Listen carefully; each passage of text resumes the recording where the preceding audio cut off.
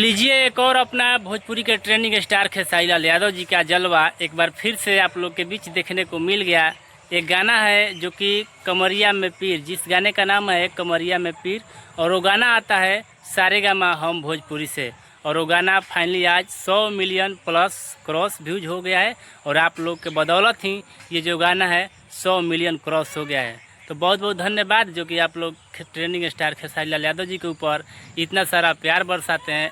ऐसे तमाम जो खेसारी लाल यादव जी का गाना है 100 मिलियन बहुत सारे गाना है, लेकिन मैं इस गाने के ऊपर टिप्पणी क्यों कर रहा हूँ, क्योंकि ये जो गाना है आज 100 मिलियन पूरा हो गया। तो मैं सोचा कि जितने भी खेसारी लाल यादव जी के फैंस हैं, चाहने वाले हैं, उन सभी को खेसारी लाल यादव जी के जन्मदिन आने से पहले ही 100 मिलियन क्रॉस हो गया और हमें लगा कि खेसारी लाल यादव जी के फैंस को ये जो खबर है बताना चाहिए। ऐसे तमाम जो गाना है खेसारी लाल यादव जी का 100 मिलियन बहुत सारे गाना है।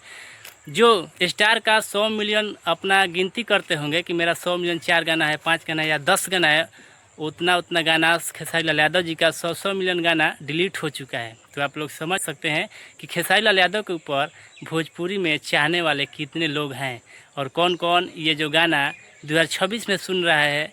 आप लोग अपना राय कमेंट में ज़रूर बताइएगा। और ट्रेंडिंग स्टार खेसारी लाल यादव जी का गाना आज 100 मिलियन है और जन्मदिन से आने से पहले ही 100 मिलियन क्रॉस कर गया। तो बहुत बहुत धन्यवाद जो कि 100 मिलियन एक और गाना ट्रेंडिंग स्टार खेसारी लाल यादव जी के हो गया।